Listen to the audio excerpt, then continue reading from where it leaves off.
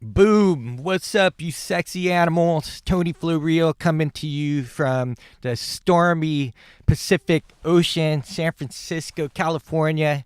It's a stormy, rainy day. I'm coming to you from my car and my little studio. It's really cool. And I get to look at the nature happening right in front of my eyes. This is like probably an awesome movie experience that's in reality. And that's what we're all about, Hangry and Horny, is to kind of get us back in touch with reality, with nature, while using technology as I am right now. And kind of being crazy and real, you know. Big part of me wants to like edit this and make it all polished, but I don't think people want to hear that. They want to hear the craziness. They want to hear me laugh like ha ha ha. So what are we going to be talking about today? A few things on the list. Magic Flow Bus, May 5th, Cinco de Mayo. We have that upcoming event that's happening where we help people feel better, flow better, and perform better. I got that order wrong too. Flow better, feel better, perform better, feel better, flow better. It's all the above there, and it's a fun full day of flow activities, from learn how to regulate your breathing system and your physiology, which leads to controlling your state of mind, your psychology. And that happens through exercise and even yoga, good food, good company, good community, a tribe of people that are into getting the most out of life and living their best on all levels. So that event is happening on May 5th, Cinco de Mayo, 2018. And that will be happening in San Francisco, California. And so each event is curated based on the feedback we receive from people filling out the application on magicflowbus.com. So check that out. We got an awesome list of amazing athletes and people of all walks of life and technology in Silicon Valley. And we're trying to do our best to integrate all the tools that we know that are available to us as modern human beings, but not be at the mercy of these tools, but learn to sort of master them and be the master of that domain. So check that out. If any of you are feeling lonely or depressed and have anxiety and are looking for a way to connect with people in the real, then check this out. It's going to be fun. We've had 2 amazing events, and you can see the photos on magicflowbus.com. This show, Hangry and Horny, is now sponsored by F-Bomb Fat Butters, Nutrition Nut Butters. They are amazing. I love nut butters, and I've tried different brands, but this is by far my favorite. Kara and Ross started this company I think a couple years ago, just out of their own need for being keto. They'd live a lifestyle of ketosis, and they were looking for a way to get high quality, good fats in their body. And so they basically created their own nut butter company called F-Bomb. And you can check them out at dropanfbomb.com or fatbomb.com, and you'll be able to see a different list of flavors of nut butters that are macadamian based, and they're by far my favorite nut butters on the market. So check out fatbomb.com and use the code word FlowReal, FLOWREAL, and that will give you 20% off of your first order. Awesome! So, yep. Thank you, Ross and Kara. They're such amazing, sweet people that really want to make a difference on this planet. And they're providing amazing nut butters, high quality fat for the go, basically. So check them out. So without further ado, my next guest on this episode is Dr. Andy Galpin.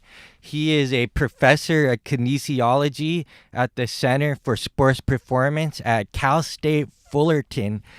Andy has a PhD in human bioenergetics, and is the founder and director of the Biochemistry and Molecular Exercise Laboratory. Dr. Galpin has worked with all kinds of different athletes from many different professional sports, including amateur and the Olympics.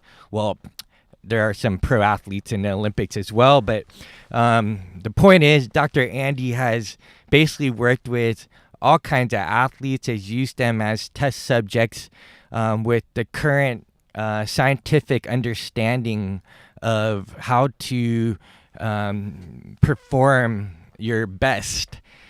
And Andy's really been pivotal with providing incredible research on muscle physiology and basically debunking all that bro science that's out there in regards to exercise, fitness, nutrition, so forth.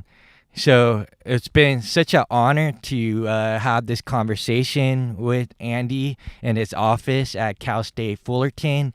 He gave me a tour throughout the facility, which brought me back to my days of getting my kinesiology degree from San Diego State. So being back in the labs and seeing all those cool technologies from, muscle biopsies and VO2 maxes, and all these other really cool devices that help basically put data to the human body in action. So without further ado, please check out this episode with Dr. Andy Galpin, and thank you guys for listening. Enjoy. Okay, we're on. What's up, Dr. Andy Galpin? What's up, buddy? Welcome to Hangry and Horny. Thanks for coming here. Welcome to Cal State Fullerton, man. Hey, thanks for inviting me. Welcome to my office. Hey, man. It's really cool. What a cool facility. Gave me a tour earlier. Yeah. It just brought me back to my days when I went to San Diego State Kinesiology department, and just seeing all the different lab stuff, so to speak, like in terms of like muscle biopsies, Yeah. and VO2 max machine, force plates, which I don't even think we had that back in 2002, 2003. Yeah, it's not extremely common in exercise physiology labs, but we do human performance, so we have it all. That's cool, man. So you've been here for, you said 7 years now? Yeah, 7 years. Okay, so just run us on your journey. Like, how did you become a doctor of kinesiology? Was it like performance? Yeah, sort of. I'll give you the 5-second version. Okay. And then we can go back as much detail as you want. Okay, cool. Yeah, we'll go down a rabbit hole. Yeah, man, your world. You tell me. Cool.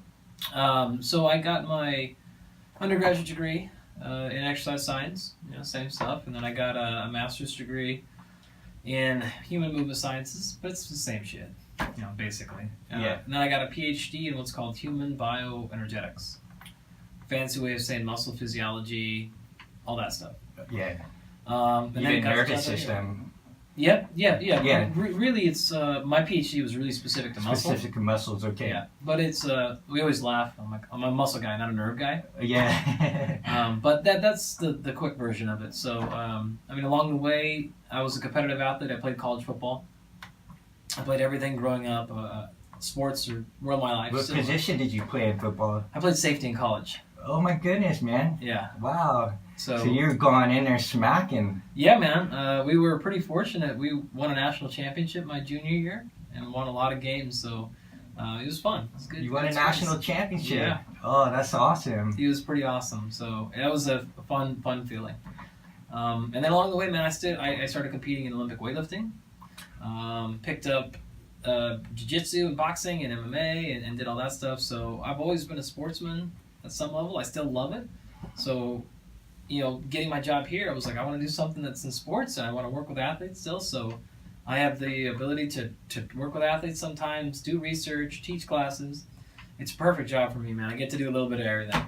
So. Yeah, it's pretty neat because you actually look really young too. So it's pretty cool to see you like hanging out with like the gray hairs. And, like man, I get that damn near every damn time I do a podcast or I do an interview or something. That's one of the first comments I always get. Like, how old are you? Yeah, so I didn't mess around. Like I went straight through. I was in college for 10 years, but I went straight through, and I've always been fortunate to be a bit of an overachiever, I guess. Not because of talent, not because of intelligence, which we could go down that hole if you want to. I don't really have, unbeknownst to what my degrees on my wall and some of the accomplishments I've had, I'm not the traditional academic like that. So, but I've just gotten here by passion, and outworking and doing the things that no one else wanted to do.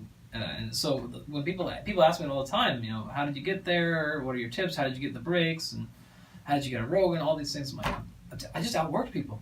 I just out-hustled. Yeah. I mean, like playing football, your size as well. I mean, I'm not the biggest guy. Yeah, exactly. It's like playing safety. I would have thought maybe running back or something. Yep. I mean, part of that's where I grew up too, man. Like I grew up in a city, and I was very fortunate. My parents, my family, my siblings, everyone I grew up with, their parents, their cousins, my football coaches.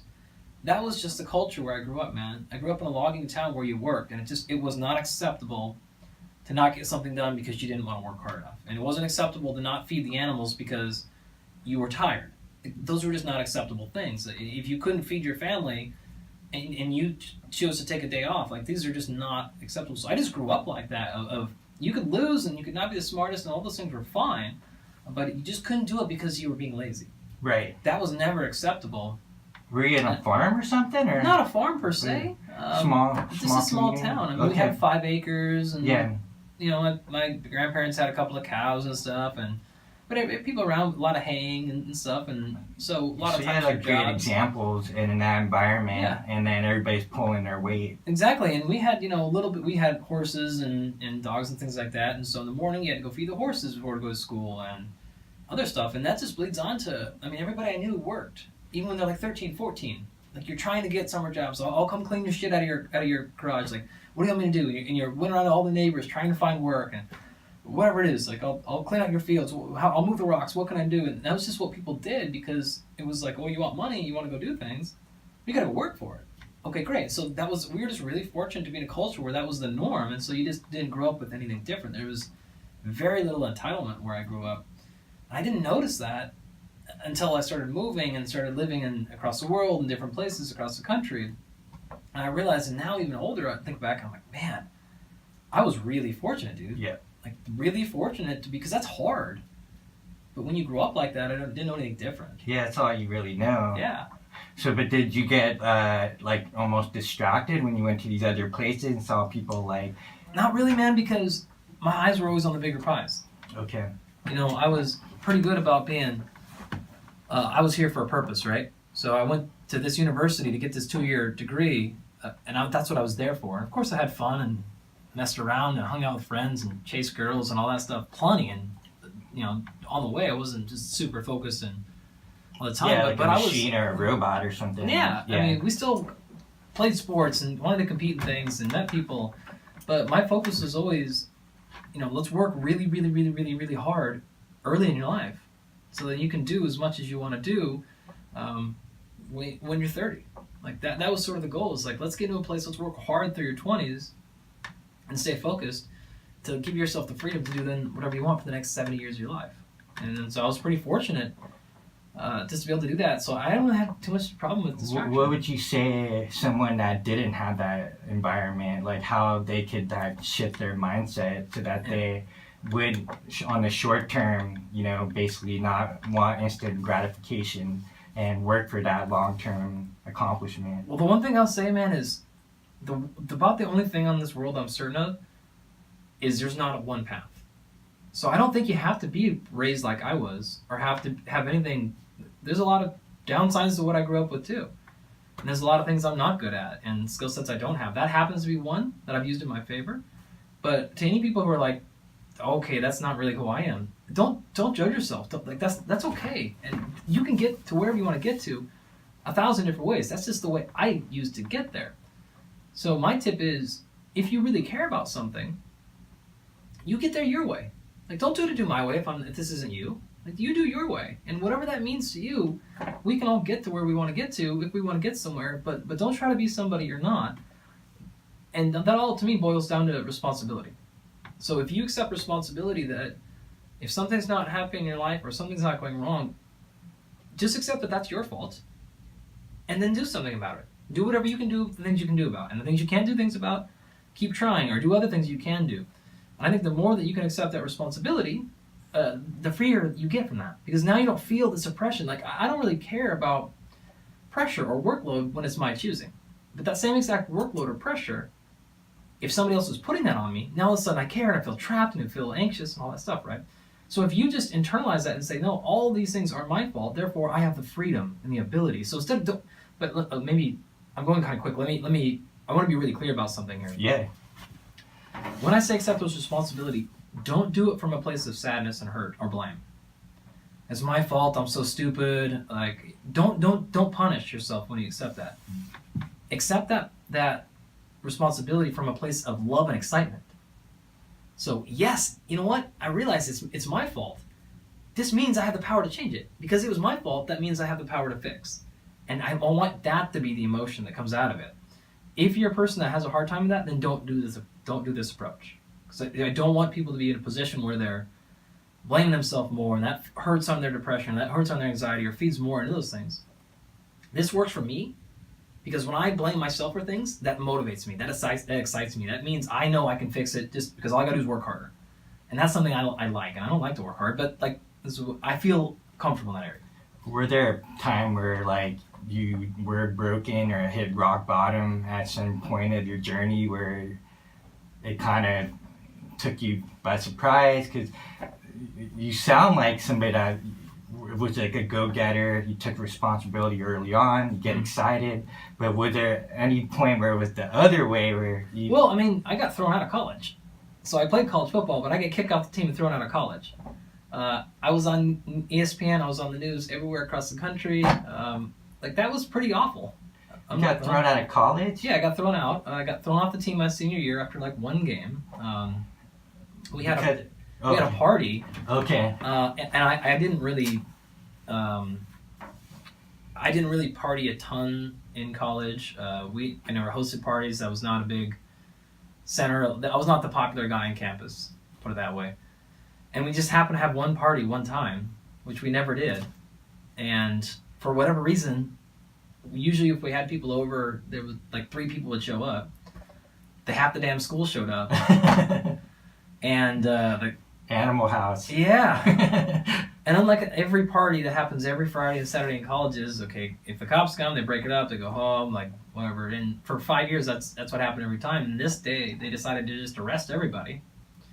And because they arrested everybody? Well, all the minors and all that, they gave minor possessions, and they gave us tickets. I should have said arrested, but yeah, tickets. They gave us providing the minors alcohol or right. Oh yeah, I mean, distributing stuff you didn't know, like you're not whatever, like, right? Carding. Yeah, exactly. Yeah, no bouncers. Everybody there basically in college is over 21, so yeah. Like, there's a few freshmen or something, but you're not really trying to hang out with freshmen too much as a senior anyways in college.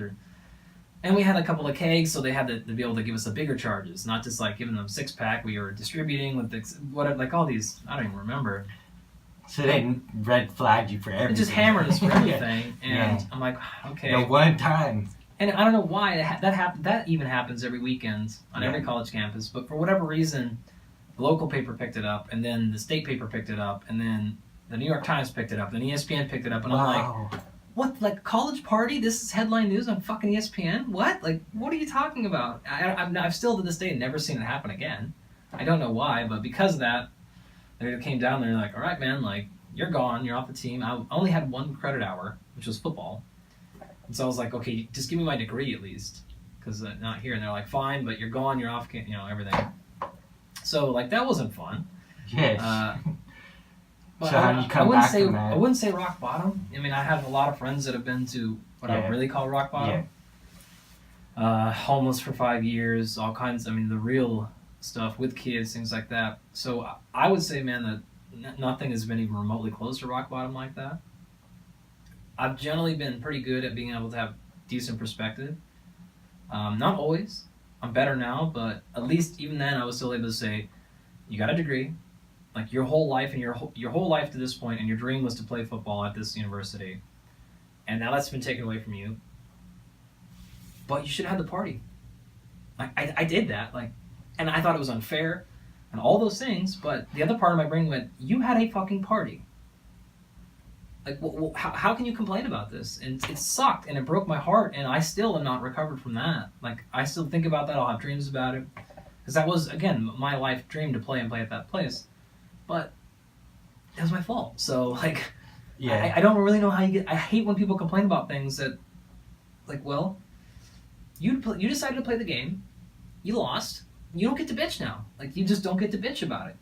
Don't play. So... Yeah, so what do you do from here? You gotta go. Like, you just don't have an option. You gotta keep moving forward, and like that's really it. And so I just decided, like, I had really good perspective. A friend of mine, Doug Larson from Barbell Shrugged and these guys, his mentor growing up. Can you bring this down so I can see your lips? Yeah, sorry. Yeah, I don't have my hearing aid because my hearing aid blew up a couple of days ago. So we're in a cage, really close. His mentor would always say things just in passing, like, if this is the worst thing that happens in my life, I've had a pretty good life. Yeah. And so I just say things, whenever things go shitty, after my, okay, like, the worst thing that happens in your life is you got kicked off of a football team in college, and I lived 90 more years of an amazing life, I'm probably not even to remember or care. Yeah. So at the time, it's hard to hear and it's hard to feel, but I just was like, okay, if this is the worst thing that happens to me, okay, like, we're all going to catch something bad. Yeah. We're all going to catch something bad. Yeah. And if that's my bad, I'll take that win. Yeah. I mean, I'll take that win all day. Yeah. So. I mean, is there a certain part that, like, laughs about, like, all that stuff? Oh, yeah. Yeah. Yeah, I mean, it didn't take that long where I was just like, I mean, again, part of me, like, I can consciously, logically be like, whatever. But there's still part of me, I'm like, oh, man, that sucked. But...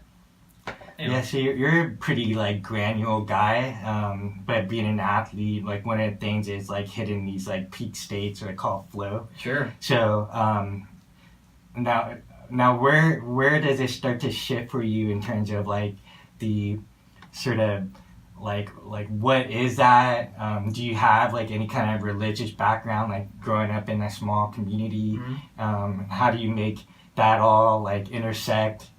No, I mean, it is pretty secular for the most part. I would say if you ask the community I grew up in, 97% would say they're Christian, but 96% don't practice, like, anything. I don't even know if there's a church really that is very much. So, no, I mean, pretty on, like, my brain works very logically. So I have a hard time, I hate things for sentiment, I hate things for tradition. I hate things for the sake of... I'm always like, well, why are we doing that? Why are we doing that? Why? Like, why are we doing that? Does that make sense? So you question everything. It doesn't make any sense to me when we don't do it. And which makes me difficult to deal with. Yeah. Especially on the home front. Yeah. There's a lot of... I can imagine growing up, your parents were like, geez. Well, my dad's really pragmatic like that too, though. Yeah. So my dad's like, I don't give a shit what I look like in terms of... I don't care about clothing, and I don't care... Like, that shit doesn't matter. It's function over style. So I'm generally like that too, which is just like, if this doesn't have a real purpose, why am I doing that? So just because this is what you do, that's the worst logic ever, right? Tradition makes no sense to me. Tradition, when the sake that people have tried that a bunch before and they've figured out this is a better idea, that makes sense for me. The tradition of like, no, you wear this and you don't match this color with that color. What? Fuck you. Like, I hate that. So those things, like, none of that made sense to me. So that didn't call to me at all. Sports made sense. Things where you get lost in self, that makes sense to me. And so early on, although I wasn't exposed to anything really spiritual, certainly most people were, again, religious Christian, but I wasn't involved in that stuff at all. What made sense though was things like working construction for my dad and working out in the farms or working with the animals, where if you are not paying attention and a horse kicks you in the head, it's like game over, right?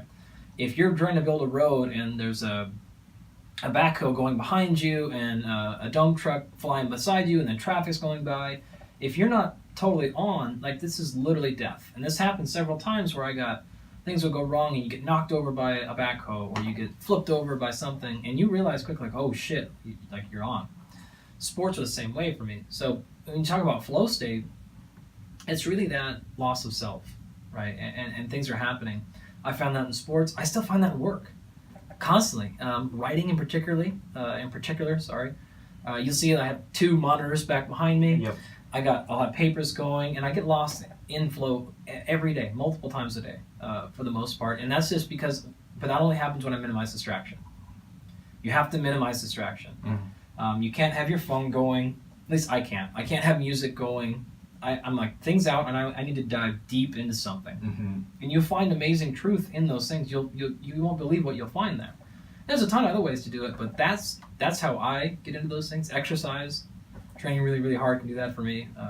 What was the first time that you experienced it? Can you remember? Yeah, actually, I can very vividly. This is crazy because I remember 2 instances when I was a kid, when I was 12 years old, and then I remember being 24 years old probably, taking a graduate class in sports psychology, and then bringing up this guy named Csikszentmihalyi. Oh yeah. And learning that it's not called in the zone, it's called flow, and then learning what this stuff was 10 or 12 years ago, and being like, oh, that's what that was. Mm. So the first time I was 12 years old, and I grew up in a small town, and so we played Little League Baseball, right? And our little district came together for our all-star team, and our district always got crushed because all the bigger towns around just hammered us. And we had my 12 years old. We lost the first game of the tournament, but it was double elimination, so at the bottom. Okay. And then we beat another team. And then our second game, we played the team that we played the first game, and they beat us by 10 runs. And we beat them. Then we went on to win 9 straight games in that tournament and beat all the big ones and win our district. Wow. And it's the first time in I don't even know how long we'd won district. So we went to the state tournament, which was very rare, and we were all terrified. And we played the second game we were playing in. We were losing double elimination, and I was like, man, we're already here. I don't want to lose. Like, I want to at least win one game. We were down by maybe 7 runs or something, and I came up, and the bases were loaded. What inning? Let's see, we probably played 6 innings then, so this was probably the 4th inning. Okay. It was late, and we were probably only had scored a run or 2, and we were down a handful, like on the brink of losing the 10-run rule. And I came up to bat, and I remember the bases were loaded, and the guy threw the ball, and I just remember watching the ball almost rotate every single rotation. And I remember thinking, Like oh, it's a Looney brand new Tune style. crazy, just like a cartoon. And I hit a home run, grand slam. Woo! And I was just like, what the hell was that? I remember sitting there going, what the hell was that? I know what the ball looked like. And the kids ran back and gave me the home run ball. And I'm like, no, that wasn't it. Like, what do you mean? I'm like, no, it's that one right there. And it's two brand new balls, basically. I'm like, I'm telling you, it's that one right there. Yeah.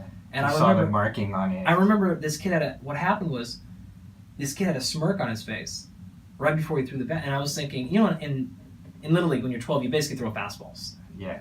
And so I remember thinking, like, this guy either he's joking up there, and I was so serious, and I was so ready, and he's joking around there, and whatever reason that just put me, and I was like, okay, here we go. Like, I So some sort of triggered something, and that happened multiple times when I was 12, 13, sort of things. But that was the very first time. I'll never forget that. I was like, holy crap! So that was awesome. I'll probably never forget that. Wow, that's really cool. So, what is it that you notice now?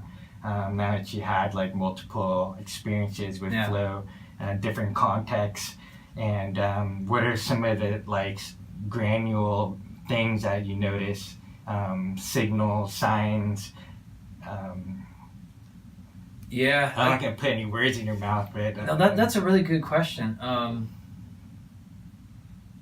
But I'm just going back. I think again, the ways to get in it are a little bit different than the signs. The signs are the same, I think, that everyone says, where it's like you wake up and, oh shit, like 2 hours just went by. Okay.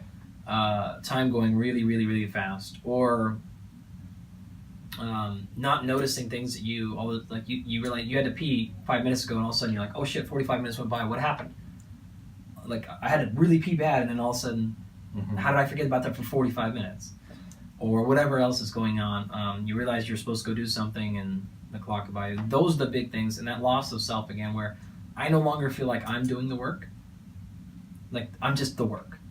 That's happening. It's not Andy doing work. It's just work is happening. Those are, but usually it's, I don't really necessarily know until it's post hoc now. I'm like, oh shit, that just happened. As opposed to, I'm not like, okay, here I go.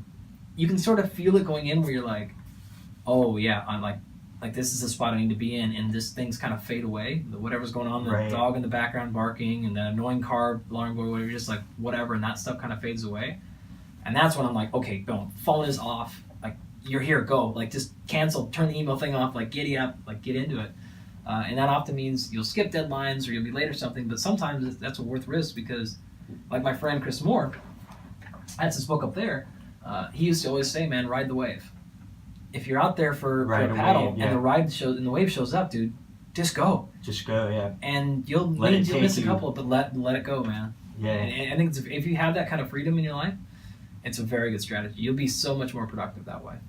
That's cool. So you've obviously had time speed up. Yeah. You had a time slow down moment with the baseball. Yeah. You can sure. see like the rotation. Yeah. So how are you like? Are you talking about this like when we're getting into athletics and like coaching or some of the people that you work with? Obviously that is the end state we want to get people in, like for performance and even for health. Obviously you have like a certain like way of like individualizing, like talking to the athlete, hearing stories, hearing stuff from their coaches. So how are you able to help them get to that place? So that's really not much my job. Okay. I do the performance, the nutrition, all that stuff. We have, right below me, we have two of the best sports psychologists in the planet. Tracy Statler, who's been the head of USA Track and Field down at Rio, all this stuff for a long time. And Lenny Wiersma. So Lenny is the head of USA Swimming, sports psychology, also at UCLA, sports psychology. And he has Lenny's actually done a ton of big wave surfers. He's done a ton of research with he's actually on sabbatical right now looking at those people that helicopter in, snowboard down and stuff. Ultra marathoners going through that stuff. And him and I work with a lot of the athletes together. Okay. So almost every time I work with an athlete, if I feel like they need it, I'll ask him if he's got availability and I'll put them in contact. And he is tremendous at all that stuff. And so then I'll work with Lenny and say, how do I need to talk to Tony? What are the things that he likes? What are the things he doesn't like? I know what information I need to get to him with his food or his training. But how are things that I can do? What are things I can do that help him? And then Lenny will let me know how to talk to you. Or, he likes, because some people like real quiet before a performance. Some people like the opposite. Some people like to be motivated. Some people like tough, like all these different things. And Lenny can really help me with those types of things, or can tell me, hey, 5 minutes before the fight, Tony's going to do this breathing drill or whatever, don't interrupt, or this is a point. So I really let Lenny help me gear what happens with the athlete from that perspective, because this is what he does for a living. He's very, very, very good at that. So. Yeah, so there's like a couple points at sees. One is, you have somebody that you're working with, so you're not, you understand where your level of expertise is, and you're like, this is where I'm at, and then you're obviously working as a team to help somebody. And then secondly, there's this like individuality that's happening, because everybody wants like a one-size-fit-all, and going into like the research, like a lot of that stuff also gets there's sensationalized stuff, just like clickbait headings and all that stuff. So you're going in individually, and you're like, that's what I really love about you, because you're treating the person as n equals 1. Yeah, always. Yep. I mean, the reason I do that is because I've had the fortunate ability, I mean, you can see some of these on the wall, to work with some athletes that have world titles on the line and in really, really big things on the line when they compete. And I think of this as some poor girl from Indiana, or some guy from Waco, Texas, or some guy from Denver grew up a nobody, is in a sport with nothing. Their whole life, they got a chance to compete in the Olympics, and all of that can be screwed up by me. And that's a tremendous pressure you have on. And when you think of it that way, I could never live with myself if I made an athlete ruin their life with an Olympic medal, that they'll never have that chance again, because I wanted to protect my ego and I wanted them to do my system, so that afterwards they would make an Instagram post about me and how it was all because of my system. And not to say everyone does that, but that's the fear behind it. So I wish I had more better rationale for it, and some great learning lesson. But I'm terrified to screw them up, and I'm going like, okay, there's no way I can approach one athlete like the other athlete, so I'm going to do whatever I can to fix them. I don't give a shit if that's my system or another system. I've done many times. I've reached out to other people in the area and said, like, this is what's going on. What do you think? People that don't have PhDs, people that have no degree in the field or whatever, and just got as much information. So I really try to help the person, because they just got a lot on the line, man. And especially in the combat sports, it's not only is it losing on the line, but you got your chance to get your head kicked in, literally. Or like, you're gonna have your jaw broken, which could screw with you the rest of your life, or a huge TBI. And if any of that falls on me because I did something wrong to protect my ego, like that is so childish and small. Yep. So I want to do my best on them. The other thing is, I work with athletes on a one-on-one level, not for a living though. I have a job, I have research and all this stuff, and so I only want to work with them in a situation where I think I can help them. But I don't have to put 35,000 students, or I don't have to put 30,000 athletes through my system to try to pay the bills, to keep the lights on. And some people have to do that. So I have a luxury that, like, again, to me, this is the optimal situation. I get to work with 1 or 2 athletes at a time, see them fit, move on to the next one, and really try to help them, and not have to worry about that as my primary way to pay my bills. So I love it. That's cool. So from that aspect, like, have you had any experiences where it didn't work out yet? Sure, man. Like, you can't pet 1,000.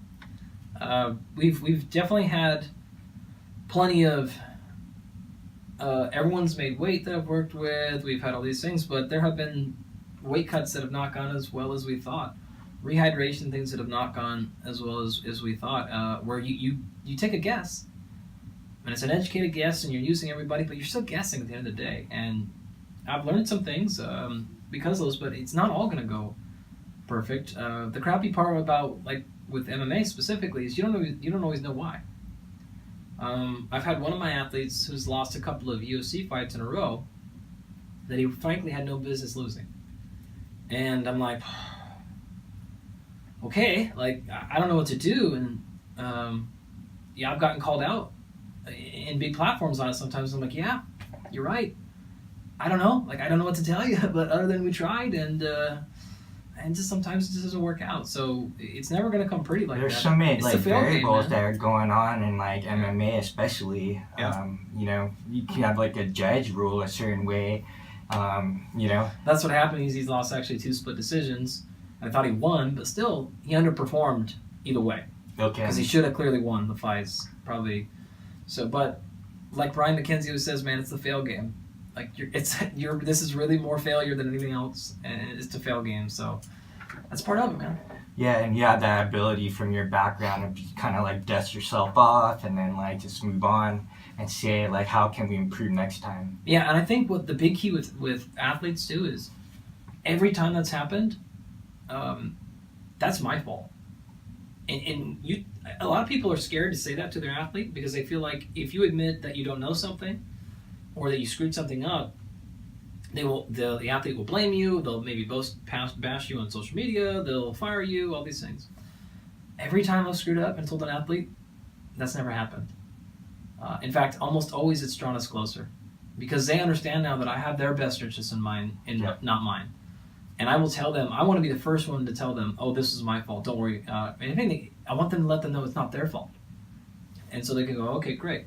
And also, if I screwed something up for an athlete and they lost because of it, I should be fired. Yeah. At some point, you have to accept responsibility for your actions. Yeah. You didn't do the job. That athlete needs to have somebody else, and that paycheck needs to go to somebody else.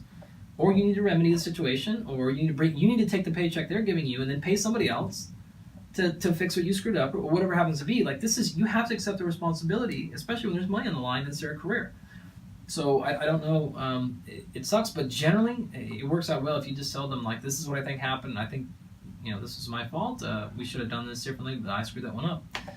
They're almost always like, oh, awesome, man. Like, all right, well, at least we know what to do next time. Yeah. So that's the best way you can approach it. You have to just keep going. So I got two things like splitting off. They're going opposite directions. So one is like, what's going on with like the current, everybody wants to blame the millennials, so to speak, for like taking responsibility and like, or they didn't have a certain background or upbringing, or their parents were helicopter parents. Yeah. So that's the one thing on my mind. Another one is like, I want to make sure that we cover like what is the difference between like optimal or optimizing and adaptation. Oh yeah. Yeah. Your show, man. You tell me. Yeah. So let's go back to the taking responsibility and the millennials helicopter parenting. Yeah. I mean, I can't really speak on those things. I don't have an expertise too much in those areas, other than I hear those things, but a lot of me is in the sense of people are people. This happens every generation. You could argue, in theory, this generation might revolt back against technology because generations tend to revolt back on what their parents got into, right? So they don't like to do that because it's not cool anymore. Well, this is a generation of cool technology. Maybe the next generation will be the anti-technology. Right. Maybe this is a good thing for us. Obviously, my position on that. Yeah, right? Yeah. But I don't know. Like, I guess so. I just think it's not that they last thing, that they're just different, right? The motive's different. This is a whole new way of human existence that we've never messed with before. So I don't blame the kids now. I think, of course, most of us would do a lot better if we accepted way more responsibility. I think a lot of our culture has ruined that and taken that from people, but that doesn't mean they can't take it back. That's the beauty of consciousness. Mm-hmm. We get to make our own decisions with those things. So yeah, I don't like ragging on youngsters. I teach kids, right? Yeah. If you rag on them, tell them how bad they are or shitty are they at things, that doesn't make them want to change. So I don't know if that message helps them at all, to tell them how irresponsible they are and lazy they are. I mean, the one thing I always joke about all the time is, a few years ago, if I put something up on social media, or if I mentioned something in a talk and said, oh, there was a study that showed this or whatever, and I gave somebody something that they could Google, as soon as Google came on board, that ability was amazing, right? Everyone's like, great, now I can Google and go find that information. That lasted like 3 years. And now my students and the people on my social media are so quick they're so lazy, they won't take the time to even Google the title. If I make a post about some new physiology thing, and I almost always post the title of the article in the post, and then probably also in the text, I will still get 100 comments and direct messages like, hey bro, will you send me the link? And I'm like, you're so fucking lazy, you won't even type that thing in. Yeah. The whole, 3 years ago, the ability to type something into Google was the greatest tool ever. And now you won't even Google something because you want a direct link. Yeah. That part is extremely frustrating. And I used to get frustrated with my students for that, but I have to realize, again, it's not their fault because they grew up, people that are 15 grew up always having a direct link. There's always been a link in bio for them to click on. So they never, ever had to do that. It's not their fault, though. So now I can't really yell at them for not doing something that they never had to do. Yeah. My parents probably yelled at me for something I didn't do that they had to do when growing up or something. So, I don't think that helps. When you yell at kids like that, and when I blame them in my classroom, it doesn't go anywhere. We have to make it more of a positive, more of an empowerment thing, rather than to complain and bitch and yell at them, because that doesn't help them move forward. Right. So. But there's context too, right? 'Cause Yeah. someone's like being an ass. Yeah. So you gotta raise your voice and like put your foot down sometimes. Yeah. Right? Or in our case, in the case of social media, you just ignore. And I'm not going to respond to those. I will never respond to somebody who sends me a direct message asking for a link for a study on something like that. Like, I'm just not going to. It's not worth any of our emotional energy. It's not worth that time. It's like, okay, great. If you don't have the energy to Google the title, you don't care that much. And so then you're going to move on to the next post, and great. And so I'm not going to waste my time on that. And so that's how I'll put my foot down, is just saying, like, I'm not going to encourage that behavior. And I'm not going to be the person that you can always send a message to get a link to something. And if you just stop responding to those things, you don't get those responses anymore. Yeah, there's something that's beautiful about earning something or working and putting effort towards something, and not just being told to answer and getting that little, like, because that's the thing that I see with the information technology is everybody's getting that like dopamine hit, like they just learn something new and these like insights, but it's just information. There's nothing after that. It's not getting your hands dirty. Information is not wisdom. Yeah. I mean, we talk about that in the book, right? Data is not wisdom. Information is not wisdom. This is the major problem with the information age, right? And this is a major problem that we're being sold oftentimes when we're marketed to.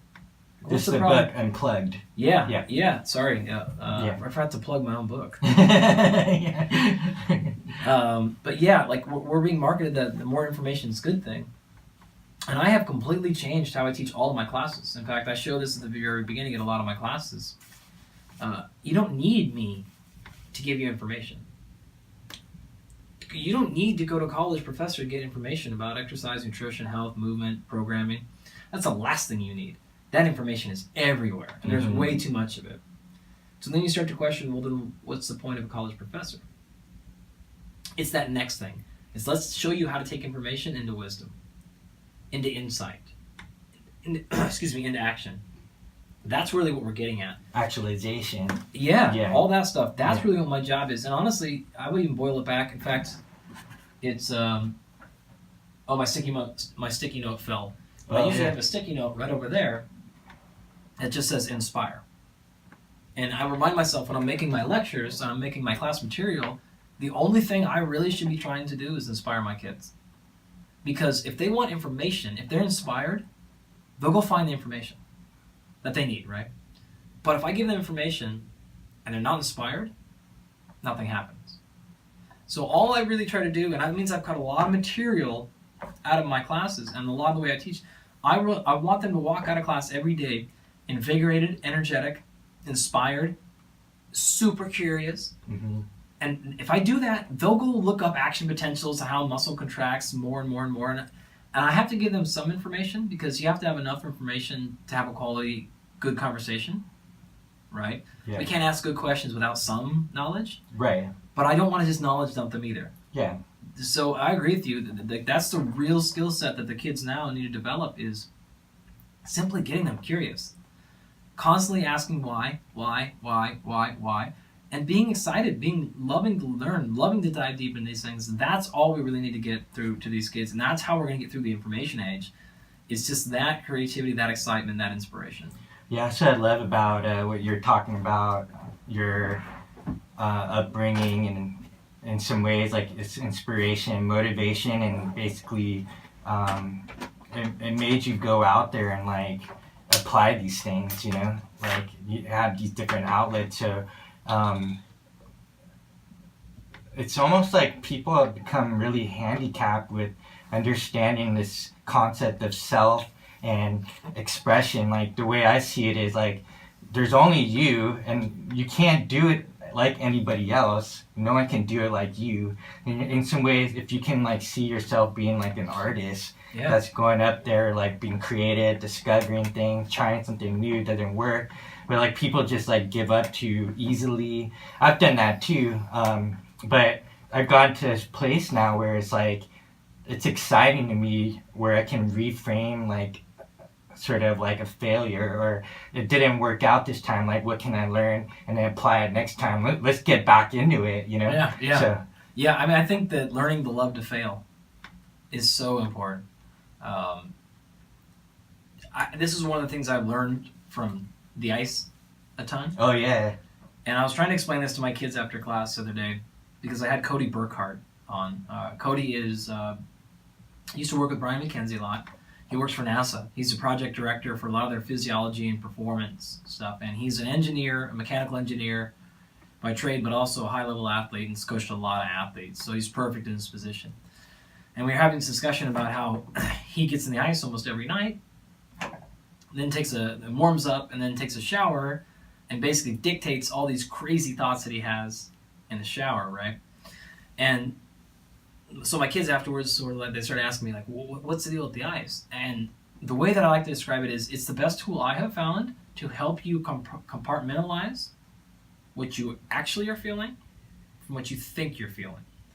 And when you do that, failure becomes so incredibly easy because you no longer attach failure to self-worth. In our case, I'll give you an example from my world, which is you do a study and you try to get it published. You submit it to a journal, and then some experts that you don't know decide if it gets to be accepted or rejected or whatever. And a lot of times you get a lot of really nasty comments back. And if you don't learn to handle that rejection in a way that is good for you emotionally, because you spend years, in this case, some of our recent stuff, I spent 3-4 years. And then you submit it and somebody says, no, this is terrible, and gives you a whole 3 or 4 pages about how awful it is. Like, that hurts. That's really hard to deal with emotionally. You're like, fuck! It puts you in a major funk, man.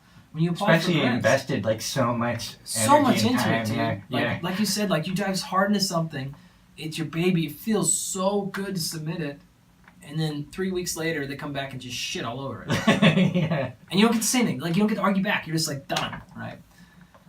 If you don't learn to deal with that it zaps you. You'll go home, your wife will know, like your students know, you'll be an ass in class, like you're just like, shit sucks. Especially when my job is on the line. Like, it's just a lot. But if you can learn to say, okay, that wasn't Andy failing. You know what? They were probably right. No, they are right. Right? They are right. It wasn't very good. It could have been better, etc. But you take that failing away from you failing to just that project wasn't done well or could have been done better. And put yourself in that position.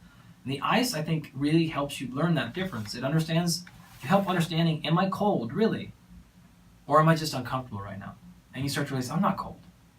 Like, I just don't want to be here. Why? Because I don't like being uncomfortable. That's all it is? Yeah. Fine, move over. I hate getting this review back. Why? Because they shit all over me. Why do I care about that? Oh, why? Because I guess I'm not very good. Why do you... And you start to realize, like, oh, I don't really care. In fact, good. This is good. Like Jocko says, good, right? This is a great opportunity because now, thank God, I get to make this thing better before the real world sees it. Yeah. Fantastic, right? And it's still, like, I'm not perfect at it, but instead of going to like 0 to 10 on cry, it's like a 3 now. Right? Yeah. You've gotten better Yeah. at coping and then reframing it. Exactly. Yeah. Or the same thing, whatever happens to be, criticism about something I did other professionally or whatever else. It's feedback. Yeah. Neutral. It's feedback. It's not self-worth, right? Yeah. So that is not, you are not a stupid person. Like, that was not done very well.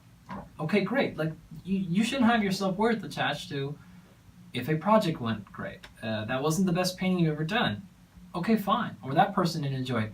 Great. Like, that's not you. That doesn't mean you're a shitty person. Or whatever other emotion you're feeling, right? So that, I think, is the one thing that we need to get better at failing for, is understanding how we can attach those emotions or detach those emotions. And I think the ice is very, very good at helping us learn self like that. Yeah, it's a pretty powerful tool in itself, for sure. Yeah, it's great. Can't escape that, for sure, man. I mean, I was talking about this on my show, on our last episode of our second season. Life is about acceleration, not velocity. And what I mean by that is, if you are used to living on airplanes and in your car and traveling for the last 10 years, it's not hard, right? Like, No. do you feel like your lifestyle's hard? Yeah, it's pretty funny. It's like other people think it is. Right. Well, how do you do that? How do you not blah, blah, blah, blah, blah? And I'm like, I don't know any That's other what you difference. That's what you do, Yeah. right? You're going at a relatively constant velocity, right? So it's not difficult to do that. If you're used to working 65 hours a week and you're used to working every Saturday night, my friend Mark is a chef, amazing chef. He works every Friday and every Saturday night. And I think, I'm like, oh my God, I would kill myself if I had to work every Friday night. How does he do it? It's not hard for him because that's what he does, right? Yep. So the velocity you're moving is not difficult. This is exactly why when you're sitting in a car or you're on an airplane and you're going 400 miles per hour, it still feels the same, right? Because you're moving at a constant velocity. Yeah, and you don't have a relative gauge. Exactly, Yeah. right? Acceleration is a change in velocity. That can mean going faster or slower. Mhm. It's like slowing down or speeding up. Yeah. Change in direction, something like that. Acceleration is what you feel in life. So if I were to go from my current lifestyle to your current lifestyle, or vice versa, we would be like, oh my God, this is so hard. How does he do this? Right? Because we feel that acceleration. Mhm. And I think this really helps people because once we realize, okay, if I'm trying to make a lifestyle change, it's only difficult during that acceleration phase. But once I hit my new velocity, Constant velocity, yeah. it's easy now. Yeah. So just changing habits or just getting through that really tough acceleration phase. Now, some people like to kind of slowly work their way down. Some people like to rip the Band-Aid off and just go. Mm-hmm. I think there's merit in both approaches. Yeah. If one you tried and it didn't work, go the other way. Cool. Yeah, everybody drives their car differently, you know? Yeah. Yeah. I'm more of a rip the patch off guy. Like, let's just get it over with. Mm-hmm. But some people want a stepwise progression. Fine, either way, but you just have to keep reminding yourself for your clients. I know this is really hard, but hey, once you're used to brushing your teeth every day, it won't be hard to brush your teeth every day. Like, what? No, oh my God, it's so hard. You know? Well, of course, I'm making a joke as like this is what you hear with people trying to change their diet or their exercise, right? Like, oh my God, it's so hard to eat vegetables every day. Well, it is now, but in 6 months it won't be. In 7 years, you won't believe you didn't do it. But you'll forget that it even happened. Like, Yeah. I can't believe I used to not eat vegetables every day or whatever it is. Yeah. So just remind yourself that the acceleration is the hard part. My dad, my family, my mom, they didn't ever watch TV. My dad worked 6 days a week, oftentimes 7 days a week, 12 hours a day. My mom was doing the same thing, right? Raising us, doing other stuff. That was not hard for them because that's what they did for 10 years in a row. What's hard for them is all of a sudden I retire or something. And that's where my dad's struggling now. Yeah, Because right. he decelerated so much. He's got Mhm. nothing to do all day. His health is going to shit. He's gaining weight, right? His back's killing him because he's sitting there all day. Doesn't have stuff to do, all these things. So the deceleration killed my dad, right? Or he's really having a hard time with it. Mhm. And that's because it's deceleration, right? So what we need to do with him is get him to accelerate a little bit more because I don't want him to be at that low velocity, Yeah. right? Which means I have to give him purpose to do things. Like, why don't you go do this outside? Why don't you go get this project? Why don't you work on this project? Oh yeah, it's a good idea. I'll go out and build a new barn. Okay, great. Like, great. Didn't need to, but like he has purpose again now. So like that's really what it's about. Is that acceleration? So just keep that in mind. So this ties into optimization and adaptation. There you go. Yeah. Good. Yeah. So I like to think about those two things being in opposition. Either you're adapting or you're optimizing. There are times for both. We, though, at least need to have the consciousness and awareness of which we're trying to accomplish. That's my only point. So it's going to sound like I'm bagging on one or the other. I'm not. I want you, though, because some people don't even realize it, but they're, say, trying to adapt at all times. Or they're trying to optimize at all times. And then they wonder why they're plateauing. Yeah. This is why. You can still keep doing that, but I want you to at least be aware that, okay, you're choosing this. That's the step I want to get to. So here's what I mean. I just had a student in my class yesterday, and or a couple days ago. And he's having all kinds of problems, inflammation, kidney stuff, all kinds of issues. And I said, okay, when's, tell me about your workouts, right? And he's been training basically the same way for the last 20 years. 4 times a week for a couple of hours, trying to put on as much muscle as possible. So great. So what are you doing for recovery? And he outlines his optimal recovery strategy, his optimal nutrition, everything's optimized, right, in the maximum. And I said, great, when's the last time you maybe didn't eat some protein for a week? Or took a week off? And he was like, what? Well, no, like the research says that you're optimizing protein, blah, blah. I'm like, yeah, no, I know. But when you're optimizing at all times, you're not adapting. And he was like, oh, shit. Yeah, right. So if you're constantly adapting, though, you're not optimizing.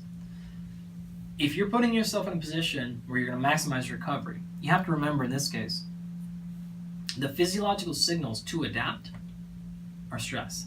Right. So when you minimize stress, you minimize the signal to change. So optimizing your recovery blocks the physiological signal to adapt. We can't have these two things at the same time. And you can pick whatever example you want here. It all fits in the same way. Mm-hmm. I think the same thing with meditation. Whatever happens to be. If you know, for example, you have a 45-minute routine in the morning that puts you in the best possible shape for your day. That's optimization, right? That's good. And I want people to know that. And then I want people to take advantage of that sometimes. Yeah. Okay, look, I'm gonna wake up extra 20 minutes early. I'll do my cold shower. I'll meditate. I'll have my nootropic. I'll stretch and do a 5-minute warm up. And then I'm gonna whatever. Okay, great, cool. I want you people to know what it takes for them to feel the best possible. Yeah. But then sometimes You need someone to come in with a bamboo stick while you're meditating. Exactly, right? But then sometimes I want them to know that and then not choose to do it on purpose. Because if you do that at all times, what's going to happen is you're going to fall into a pattern Mm-hmm. where if anything in that list doesn't work, all of a sudden you have a terrible day. And you become a complete victim. You are hamstrung by that optimization. Because if anything doesn't work, you have a terrible day. In addition, if you need all that, so say you need 20 minutes and all those things to get your mind clear in the morning. If you do that every morning, you are blocking the ability to get your mind clear any sooner. Right? You need to learn to get better at that. So you need to now go, okay, I'll do 20 minutes, I feel great there. And now let me see if I can back it off to 18. Back it off to 10. And then back it off to 3. And eventually back it off to 5, right? Get better. Challenge the system to get better. No, refocus faster, refocus faster, get better, right? And then you can still go 20 sometimes if you want to do. But there's some days that I have a very important meeting or have something really important to do, and I will optimize. I'll do everything. Like for me, that's training in the morning, it's all these things, right? And there's some days when I have that equally important stuff to do, and I will say, no, Andy, you're not going to get any of that shit, and you're still going to fucking perform. Still get it done. Mm-hmm.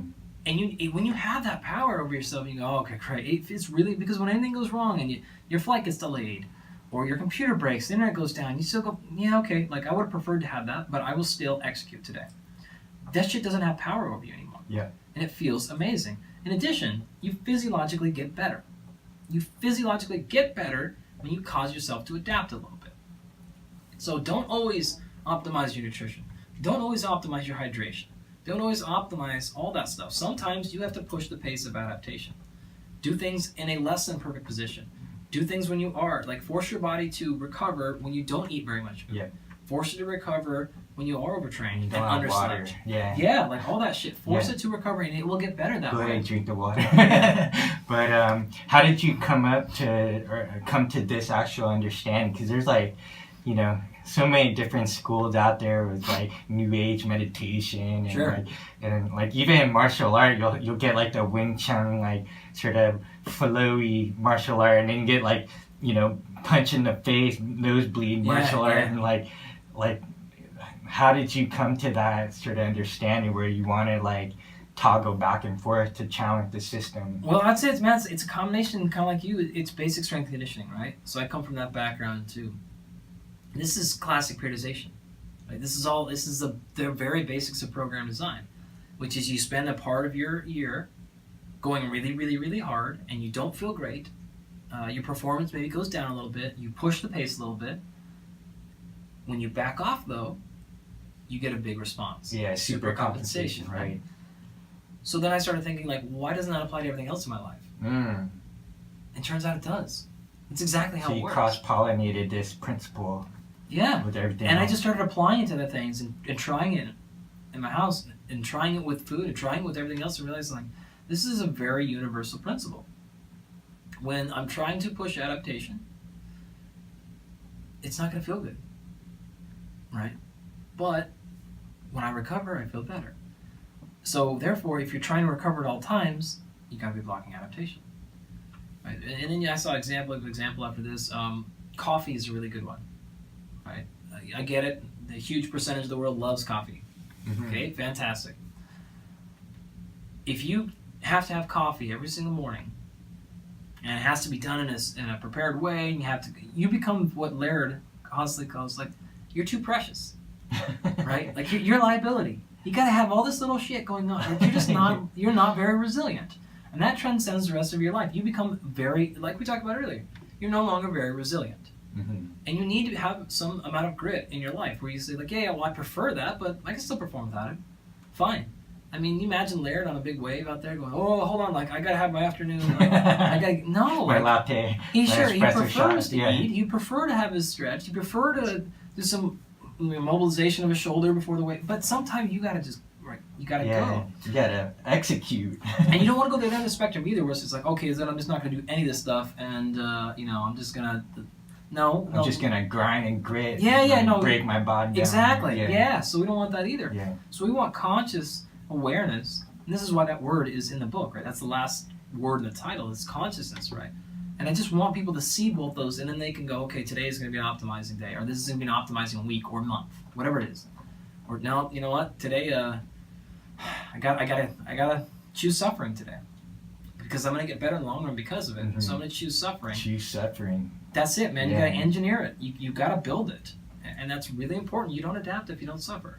Yeah, so you have this like stiff shift gearing mechanism based on the situation, the context. You can always shift to the right amount of torque and speed, and based on the environment, right? Yep, evolving, unknown. You have much more resiliency. Mm-hmm. You can handle everything. You're going to be fine either way. And you do also have that consciousness of knowing how you feel best, and that is important. I like it when people know, hey, I do A, B, C, and D, and I am grooved. I'm in flow. I want people to know how to get into flow as fast as possible, right? But then sometimes, to work on getting into flow faster, you need to not get into flow. Oh yeah, that's why I got the real part of flow. Oh yeah. So that's pretty much the balance, right? It's basically like, like it's not always gonna go to that perfect, like I'm gonna do this in the morning, and it's gonna set me up for the day. Everybody talks about morning routines. Sure. But it's just funny. Life shit happens, right? Yep. And you gotta be prepared for. Yeah, like I think a good example I can give you this is like vitamin D.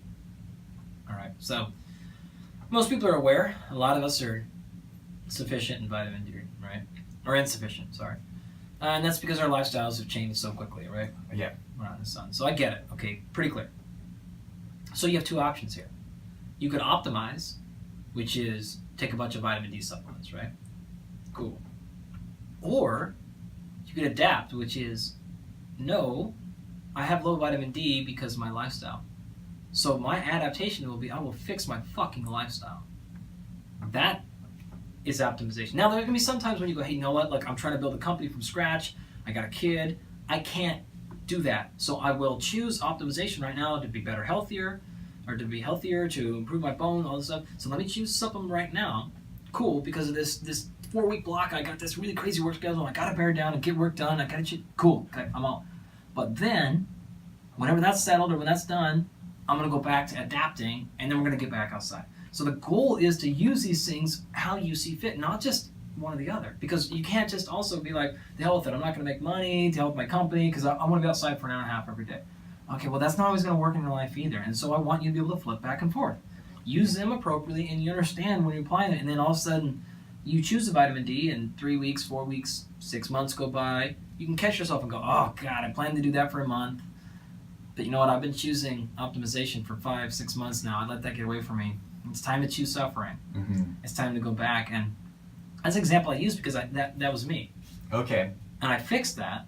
And what I noticed is I have 2 dogs, 2 shepherd mixes, right? Some rescue puppies. And if you know anything about shepherds, they are extremely high energy. Yes. Very high intelligence. I can't just take them for a walk around the block in the morning. That's just like, I'm going to come home to a torn up house. Yeah. They're really emotionally intelligent. They have to have mental stimulation. They have to have a connection with me.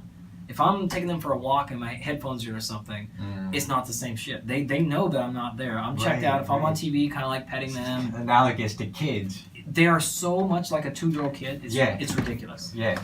And they have to be physically exhausted. They got to get the what my wife calls the craziness. Like, you got to get the crazy out of them. And they got to burn the crazy out, right? Every day. Exercise them. Twice a day. Like right? both exorcisms. Yes. Exercise, exorcism. And a walk doesn't work. I mean, they're working dogs. They want to run for 8 hours a day, so a 15-minute walk. So they have to be run to exhaustion twice a day. And so I started going, you know what? One of the problems we have is my wife works very hard, I work very hard. I come home sometimes, like most mornings I'm up at 3:30, something like that. I teach till 7 p.m. Wow. So I don't have time, and then I got to train myself. I got to make food, like all these things. And sometimes I'm like, I don't want to come home at 9 p.m. on Friday and not have to go exercise the dogs. And so we were taking shortcuts. And it's like, okay, we'll do this. And so that wasn't working. And it's kind of it takes a lot of time out of my day, 2 hours out of my day to exercise these damn dogs. I don't have that. But when I started realizing, you know what? I got this problem where I'm not outside enough. And then I got this problem where my dogs don't get enough exercise. So maybe I'll just make sure that every time I'll still take them out to exercise, but every time I got 5 minutes, 10 minutes maybe, I'll pop them on my wrist and I'll just run for 10 minutes. Maybe it's one block, you know, and my shirt's going off and my shirt's going off, boom, run around. Well, they end up getting 3 or 4 of those extra a day. That adds a lot up over the week, right? And then I started noticing, I don't even know any of my neighbors. I don't know any of the streets. I know the street I live on, but I don't know any of the streets around me. I don't know the name of them. So I started noticing all these things started to fall in line. What I noticed is the dogs get more exercise. They behave better, right? They're less stressed on me. That means less likely for me to come home when something's torn up or ruined. Natasha's happier. We have more time to do stuff together because we're not focused on running to them. So we got to talk more. So she got less irritated at me, like all the time, because that's one of the hard things. Is I'm gone a lot, you know. And she always wants to spend more time, and I come eat it. Like this is a common thing. Yeah, right? Our relationship got better. The dogs are happier. They're fitter. They're healthier. They're gonna live longer now, which makes my wife happier. I get in an extra whatever exercise a day. I don't have to take any more vitamin D. So by fixing my lifestyle, all these other things fell into place. And the other thing is, what I found was, those little runs almost always put me into flow. And I'll come back and be like, oh shit, that's how I'm going to fix that problem. That's how I'm going to answer that thing. And a lot of times when you're writing, you'll sit at the computer for hours and hours and hours, right? Yeah. And I'll spend an hour on one sentence. Boom, I go out for a 10-minute run, guaranteed that thing hits me. And I'll sprint back. Sometimes I'll take my phone and I'll just stop in the middle of a run and just voice record the sentence, then I'll lose it. But I'll come back and it actually saves me time because I would have sat there for another hour getting the sentence right. But taking that 15 or 20 minute break, I'll get the answer, come back, and I've actually netted gained me 40 minutes. So that happens constantly with me. That's cool, yeah. So that's what I'm saying. Like, if you can say, okay, the vitamin D is the stopgap in this case, right? The supplement, the quick fix is the stopgap. But that's you can't stop right there. You got to move it then to say, okay, no, let's find a way to help that be a signal for me to fix my lifestyle. Right. So you went away from optimization to adaptation. And then the adaptation took care of the optimization. Right. So now I'm like, okay, now it's better because I'm there. And then of course I get busy and I fall off and I get lazy and okay, great. So then I swing back and I'm not perfect at all. So I fall off and I get tired and I mean I haven't exercised in 3 days. I feel awful, right? And I was totally planning on it yesterday and I just got way too busy and I was supposed to be out of here at 2 o'clock and we were here till 7:30. I get it. Anyone of you listen home, I hear it. It happens to me too. But like, you just do the best you can every time. It's a fight. Like, you just keep throwing punches. Keep biting down the mouthpiece and keep throwing punches. That's awesome. I like that explanation. So we're going to get science here. Yeah. Because I just saw your recent post on Instagram about central nervous system fatigue. Oh, yeah. And it's like a pet peeve of yours. And I mean, I've heard that, you know, being in the field for quite a bit too. Yeah. So how is like, you know, what's interpreted as like muscle fatigue, but it's been called central nervous fatigue because, like, say a person can't replicate the same kind of action that they did the day before. Yes. But then they blame it on the central nervous system as it recovered. Yet there's these aspects where we do feel burnt out. Yeah. So what's the distinction on that? That's a really good question, and I don't think I can answer it. Oh, wow. So, because that's what I love about you, because you're just like, you don't give some bullshit answer. You just say, hey, I don't know that. Yeah. And we're working on it. Yeah. I'll tell you what I know with regard to the post and stuff, but it's really hard. We're still trying to figure out this whole self thing. And now when you start trying to marry self and consciousness into physiology and performance, we're not even remotely in the same space. Yeah. So it becomes really difficult. People try to tease some of these things out. They tease out mental fatigue from choice, from grit, from central nervous system fatigue, and we're not even close to getting that all sorted out. Mm-hmm. So what I try not to do this, but sometimes I just lose my temper a little bit.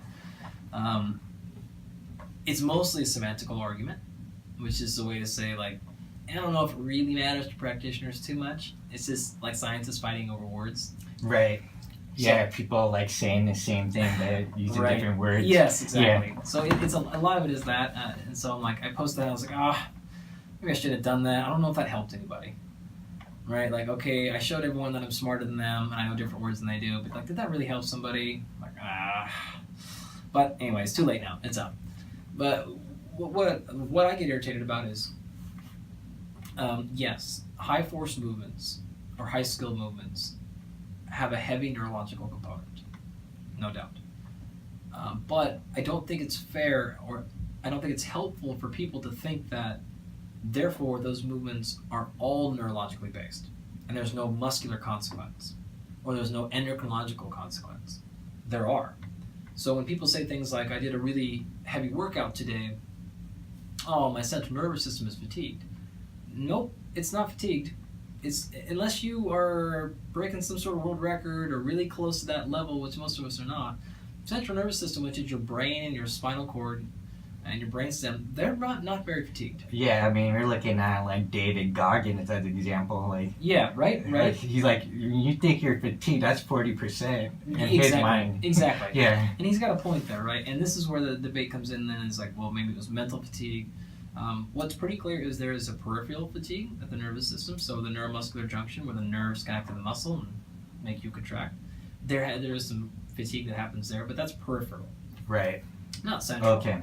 And the muscles, the point I'm trying to make is the muscles are fatigued as well. Yeah. It's not just a nervous system. So don't think that your nervous system is tired, but your muscles are perfectly fine. That's not the case. The muscle is fatigued as well.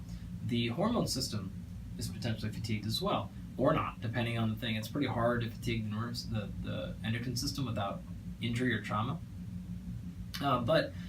So it's that. It's really, like I said, it's semantic. There's a neural component to it, yes, but we can't simplify it and just be like, every time you do a hard workout, it's the central nervous system. Mm-hmm. There are a lot of systems in the body, and you can't just give all the credit or blame to one of them. It doesn't make sense. Not with something that is as systemic as exercise is. It requires so many things, every part of the physiological system to work. So all blame and all credit goes to all parts, not one. I don't think it's helpful. I've stopped doing this, actually. I don't think it's helpful to teach students the different body systems because it already puts them in a framework of thinking in isolation. That's separate. It doesn't work like that. It's integrated, obviously. So I don't teach the nervous system, then I don't teach the muscle system. I teach movement. This is how the body moves. Okay, so the first thing that has to happen is the signal has to come from your brain, and then it has to do this, right? And it has to go through the nerves. And the nerves have to get to the muscle, and the muscle has to generate cellular energy. And that has to generate movement, and then the muscle has to pull on a tendon or connective tissue, and that has to pull on bone, and that causes the bone to move. And then we have to figure in mechanics. Mechanics and biomechanics take into how the bones are moved in space, and is it a long lever, and where the resistance is. So I teach movement. I don't teach, and the reason we adapt is because there was a hormonal response that caused this to happen, and this is a cellular mechanism of signaling, and this is inflammation and oxidative stress, and this is why inflammation and oxidative stress are so important and so good for you, unlike what most people think. Like another example of not understanding optimization adaptation. Inflammation and oxidation, this is critically important. Like, you would be a terrible human being and pathetic if you didn't have inflammation. You would die, first of all, and you would never adapt.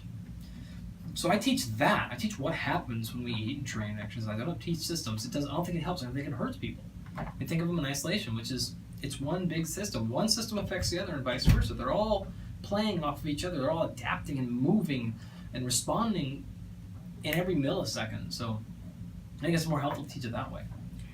How are you looking at other aspects of stressors in the environment? Because like we'll go into epigenetics Yeah. and like we're not at the mercy of our genes. It's, you know, it's part of the story that they're switched on with signals. So are you looking at, speaking of the book Unplugged, Yeah. we're getting these sort of artificial signals from like the blue light of our screens to fluorescent lighting, Bluetooth, all of the shit that's like hitting the cells, and you know, they say it's basically benign, like the people selling this stuff, right? But Sure. do you feel like that has an impact on the body?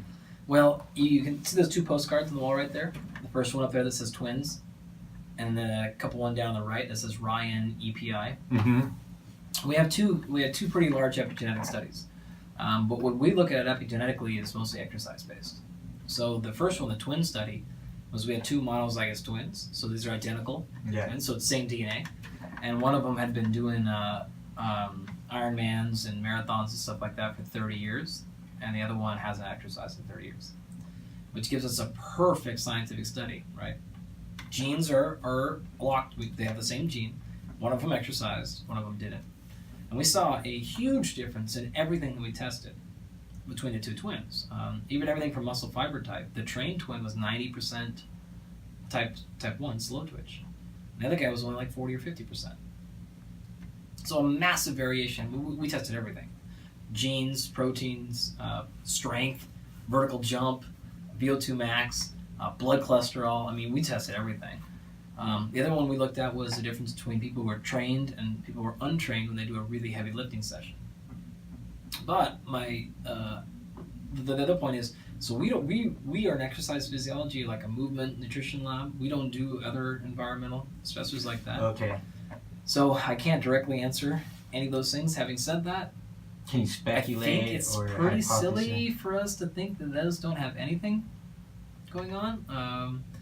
I saw recently when the book first came out, actually, right after that, some technology company had come out where you can put a little thing, just like a wireless transmitter in your house, and it will send a signal out that will keep all of your devices constantly at full charge.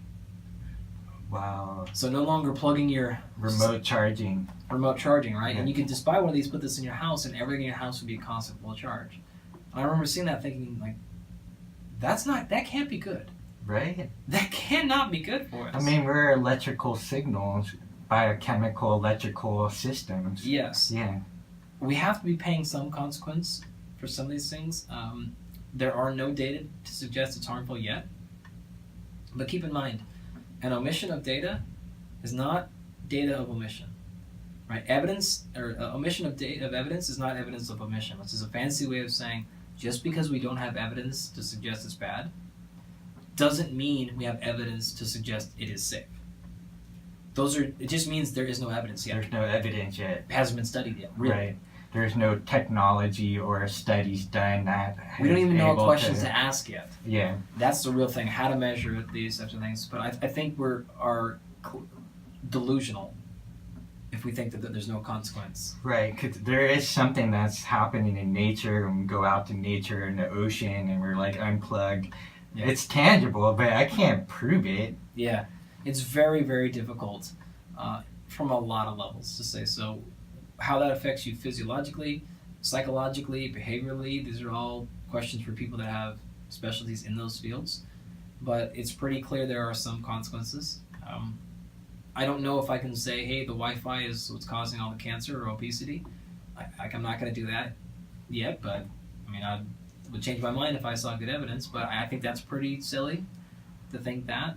But that doesn't mean that it's not doing something. Like Right. there's some consequence to all this shit. Yeah, I mean, people had research about smoking, and then it was evident, and then people knew, but they really knew, and then the laws came out, so it was like, this is kind of like the new smoking, the smartphone, the addiction to that.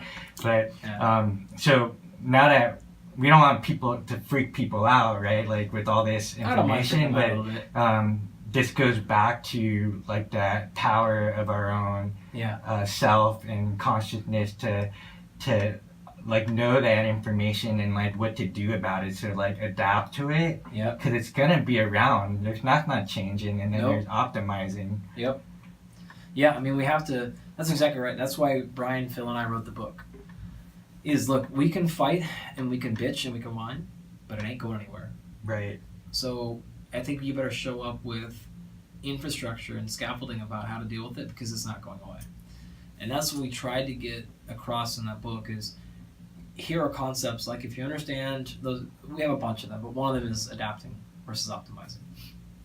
Then you can sit back and say, okay, great. Some days I'm going to choose to do this with technology, and then some days I'm going to choose to do this. But having that consciousness and awareness to make that choice and understanding what that does is really the point we're trying to make with the book. So that's why we didn't, I mean, we could have, we thought about it and we were asked to, but we decided not to go through literally every training technology and go through them in detail and show the evidence and talk about pros and cons. And we're like, we could do that, but we don't want to do that. I want to teach people ideas of thinking, systems of thinking. And then if you can learn to apply that as the things matter in your life, that was just a more impactful book for me. It made it shorter, a lot easier to comprehend, a lot easier for people to get through. So that's why we took that approach. But yeah, like we have to start thinking about how we're going to deal with this technology for a ton of reasons that we haven't even gotten into, like some of the more nefarious reasons, like data collection, owning your genome, who's making profit off of what, things like that, accuracy that are behind some of these technologies, the fact that they're very good technologies oftentimes, but they're terrible products, the fact that they change the algorithms all the time, they change how the software works and don't even tell you. They send wireless updates, and what gave you a score of you're healthy today all of a sudden is not tomorrow, or the opposite, where you thought that you were sick and all of a sudden you're healthy. So like there's a lot of these problems, and if we just keep following blindly, we're going to walk off a cliff. How can somebody use these existing technologies for, let's say they have a goal or they want to accomplish something, they have these tools? Yeah. So what would be the best approach for, let's say, a heart rate monitor and HRV? Yeah. So I would say it's the exact same example that I gave with vitamin D. So use it for what it's good for, but the goal is to get past it. You want to use it as a tool to help you do something better. That's the real key. So things that technology, a heart rate monitor, HRV, tend to be good at. Accuracy is questionable, oftentimes, but they tend to be good at awareness. They tend to be good at calibration. So, for example, I strap you on, man, with a heart rate monitor, and I say, hey, okay, what do you think is hard? Like, you do a workout, and you tell me if you think you're working hard. And some people will be at 95% of their VO2 max. We see this all the time in the lab, all the time. And we'll ask them, scale of 1 to 10, how hard are you working? And they'll say, 4.5, 5. I'm like, oh, really? Because you're at heart rate max. You're not even aware, or you're so uncalibrated, or you're lying to yourself, or you're lying to me. I can't coach you if in either, no matter what the answer is, there's communication breakdown here between you and yourself, or you and me. I can't coach you. I can't program for you when we're miscalibrated to each other. So we use technology like that to become calibrated with each other, or with yourself. Very good. Awareness is a good piece too. Imagine you had a Fitbit on, or a heart rate watch or something that told you how active you are. Or you had an app on your phone where you could take a picture of your food and it would automatically upload your calories, macronutrients, and all that stuff, right? All these technologies exist, and they're not expensive. Mm-hmm. Some people, if you gave that to, and this has happened to some of my professional athletes, this happens to my grad students. People getting graduate degrees in this field. And I make them do things like that. And I'll ask them then, okay, how many grams of protein are in that? How many calories do you think you say? And they're not even close to right. They'll have a piece of, they'll have a plate full of stuff, and some of them will say, that's like 200 calories, and some are like, that's 1,200, and something there's 12 grams of protein, and something 85. Like, they're not even remotely close. They're all way miscalibrated. So it could be good for something like that, where you start to learn and get calibrated to what 6 ounces really looks like. Like, whoa, that's what 200 calories looks like. Okay. Now, it doesn't matter that 200 calories or 300 calories. It's just you're getting roughly calibrated to what, that was a hard day of training. Or, no, I just wasn't focused today. You start to learn all those things. So it can be good for all that stuff. Accountability. it can be very good for, right? So yeah, I was pretty active today. Really? You walked 1,000 steps today. Shit, like you can't, you're, especially if you're in a group, and that data goes off the group thing, and I go, look, Tone made it 600 feet today. Like, hey, what do you do? We'll play video games all day, Tony? Yeah. No, I worked out, and like, okay, well, now I can hold you accountable, right? So it can be good for all those things, and I would encourage you to use those things for those purposes. Yeah. It's very helpful. But the key then is you got to go next step, which is, can you then translate that back into self? And this is really what the point of the book is. And graduate in some sense. Yes. That's Mature. I like this. Yeah, that's a good way to say it. Yeah. Oh, shit. Can you graduate to then saying, okay, great. Now tell me, can you feel what that activity feels like? Can you feel really when the consequences are when it's been 3 or 4 days since you've worked out? Can you start to feel how your mood changes, or your focus, or your sleep, or whatever it is for you? Can you feel what it feels like when you have foods that don't settle well with you? Oh, can you feel what it feels like when you eat foods that spike your blood sugar and smash them back down? Oh no, because those foods are not the same for every person. Right? So I can handle sugar and cookies and cupcakes and stuff, and my blood sugar doesn't change, right? Well, that's not true, but like some people like that, right? Yeah. Some people, though, a little bit of rice will slam them. And so we use technology to figure that out, but then we say, okay, can you start to feel it? That way, when you're out and about, when you're doing things, you can start to feel, oh, you know what, I'm not responding very well to this one, so I actually avoid this new food because I feel it. This is where we're trying to get athletes back to, and this is where, Larry wrote in the book, too, the feeling is understanding. This is what we're trying to get at. Don't use the technology to tell you what's happening with your body. You cannot outsource your physiology. Use technology to help you learn yourself better. But don't use technology to run your life. Technology is a fantastic tool and a terrible taskmaster. And that's the big problem we have to get this. So use any of those technologies or any new ones you come up with for all those purposes, but keep going the next step. Right? If you have an athlete or a client that is relying upon technology, what happens when that technology breaks or the battery dies? Brian and I deal with this also all the time with special operations military people. They're not interested in heart rate monitors and HRVs because when they're downrange, they want the least amount of gear possible. And what happens when it breaks? It gets wet. They're like, I'm not going to rely on something though that could break, and all of a sudden I don't know what to do now. Like, I'm out. Like, they're not interested. It's life and death for them. Life and death. For other people though, it's the same sort of idea. Like, use it to enhance self and to improve how you work in space throughout the world and empower you, not worse. If you become reliant upon having to have a mirror in front of you to squat properly, how do you think you're going to squat when you got to pick something up at the grocery store and that mirror's not there? Well, the only reason you're squatting is to improve performance or life for some reason, right? But if you're relying upon the technology, then you'll never develop the self-skill, which means you'll never actually use it in the environment or the arena that you're trying to get improvements in. So go the next step, which is to use the technology, in this case the mirror, to help somebody learn how to move so they feel how to move, because self-mastery is identification plus self-correction. If you can't feel it and then also feel how to fix it immediately, you don't understand the movement. We see this all the time with professional athletes. Weightlifters are a good example, where they'll do a snatch or something, come off the platform and go, like my right elbow just it flared out a little bit. Great. They know just what it felt like. And they also know, okay, so next time I got to keep my trap tighter. Mm-hmm. Great. That shows an athlete who has self-movement. Michael Phelps is a great example of this. Right. He broke a world record in London, maybe 800 meter, 400 meter, something like that. And his goggles broke halfway through the race. What was broke? His goggles. Oh. So he's halfway through a race trying to break a world record in the Olympics, and his goggles broke. Wow. He finishes, hits the wall, hits the sensor, right?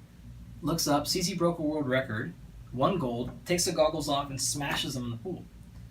And the announcers are like, what the hell is he, like, he's really pissed. I guess he just broke a world record. Why, what, like, well, it came out later, he told, said it broke halfway through. Well, I'm not much of a swimmer, but anyone that knows anything about swimming, first of all, winning a world record, breaking a world record is hard. Second of all, if you don't swim perfectly straight, your time's going to go up just exponentially, right? So he had to be able to not only swim without seeing, still win, and also swim perfectly straight. The only reason he could do that is because his coach, Bob Bowman, made him swim very often in the pool without goggles. Wow. And he always said, count your strokes. I want you to know where you're at in the pool. Feel the water. Feel what straight feels like. So if anything ever happens, we don't lose this opportunity, right? And so Phelps hit the wall. The goggles broke. He knew exactly where he was at in the pool. He knew how to get the wall. He knew how many strokes he had. He knew when to reach, when he was going to have to touch. And he was able to do that. And, I mean, imagine, now he's Phelps, so we don't feel bad. But imagine if that was some other person where that was their one time to ever medal. And they lost that opportunity because their goggles broke. Mm-hmm. Or they got that opportunity because they were self-reliant, not self-dependent, and they won a medal in the Olympics all because of that. That's power. Yeah, that's incredible. That's self-reliance. Yeah. So we'll wrap it up.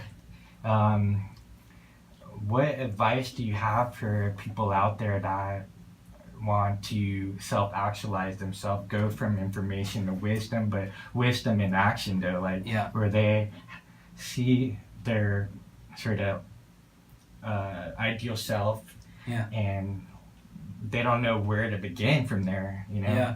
Well, like I said earlier, man, I'm not perfect either. These are things I work on every day too, and I fail all the time, and I gotta get back up and try again. So the first thing I would say is we're all like this, man. This is what we all did. But the other thing is, in the book, Tim Ferriss wrote a section there about how to use technology. And one of the things he's really into it about was, he said, when you try to make a change, you want to make the least amount of changes possible and use the least, not most, but least amount of technology. And so that's my advice, is if you're trying to change something, just try to change one thing. And just it goes back to acceleration versus velocity, right? And use the least amount of change possible. Use the least amount of technology. Whenever I have a new athlete or a new client, they're trying to change something, I want to keep it as close to their system as I possibly can and make the least amount of changes as I can that'll have the biggest amount of impact. And we almost never use technology, right? Depending on what we need. If we need something, we'll do it. If we don't, we're not going to do it just because. So don't over-collect data. Don't just get everything because you can. Know exactly what you're trying to do. Have a reason. Try it out. Make one change and see what happens. You run an experiment. Yeah. And be patient, man. Like, it'll work. You'll be fine. Yeah, just be consistent. Yeah. Cool, man. Well, Dr. Andy. Yeah. Thank you for coming on Hangry and Horny, brother. Yeah, man. It's a real pleasure. That was awesome. It felt like it flew by. Yeah. I talk a lot, so it's easy. Oh, yeah. It's cool. Well, thank you so much, man. And where can people reach you or buy the book, Unplugged, all that stuff? So the book is called Unplugged. Evolve from technology to upgrade your fitness, performance, and consciousness. And it's up on Amazon, Unplugged, unpluggedathlete.com, or up Amazon. That's pretty easy to find. My social media is just at Dr. Andy Galpin, so Dr. Andy Galpin. You can see all my stuff on there. My website, just my name, andygalpin.com. I put a lot of videos from a lot of this type of stuff up there for free. Which reminds me that you have a Patreon account, so... Oh, yeah. Thanks. I'm the worst. Plug in, unplug, unplug. Sorry. I take as many of my conference lectures, all these ideas, my class material, all the lectures I use for my classes, and I try to put those up on the Patreon account and just give those away. So if you can contribute $1 or $2, that's just awesome. So you can find that, I think it's patreon.com/Andy Galpin or something like that. You can Google, you're smart people. There's probably a bunch of stuff, but you get the idea. That's enough. Awesome, man. Well, thank you so much for coming on. Cool, man. My pleasure. Wow, that was an awesome episode with Dr. Andy Galpin. I feel so honored and grateful that I can interact with these amazing professionals out there that are making a difference in this world. And Andy shared so much incredible information that we can basically apply in our life to become better human beings, kinder, and just get the most out of this tiny, limited time that we're here on this planet. So thank you, Dr. Andy Galpin. And I want to thank my sponsor, F-Bomb Nut Butters, for, basically providing amazing fat butters, nutritious nut butters, fat, macadamian based. They are amazing. Ross and Kara, just awesome people as well. And if you would like to order some, just use the code word FlowReal, FLOWREAL, and that basically will give you a 20% off discount on your very first order of Fat Bomb Nutrition Nut Butters. So go to fatbomb.com, or I like dropinfbomb.com, and there you can basically order the nut butters. They even have, I believe, salad dressing oils as well that are olive oil and macadamian based, avocado based as well. So check them out.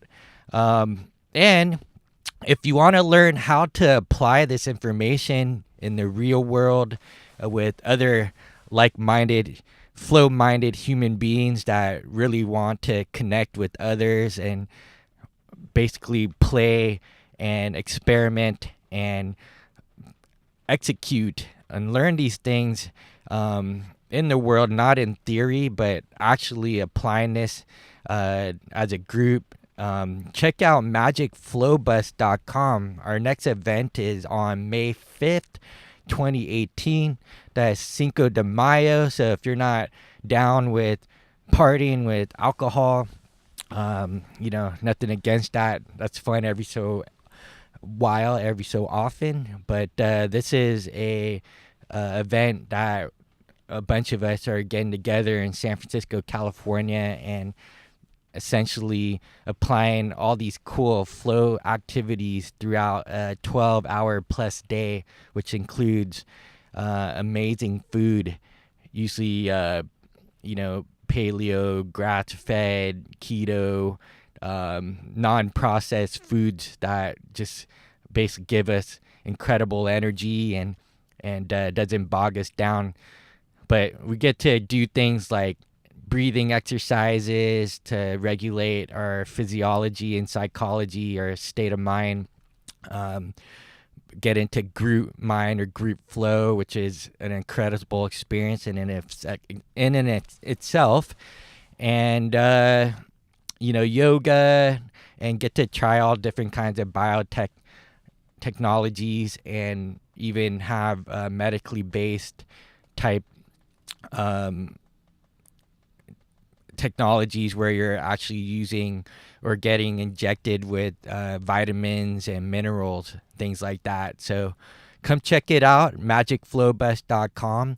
And thank you so much for supporting this podcast, Hangry and Horny. We have a Patreon page, which is patreon.com/FlowReal, FLOWREAL. And any donations helps us keep this show running and is much appreciated. So thank you so much, my lovely human sexy animal listeners, and go out there and go kick butt and carpe diem. Much love.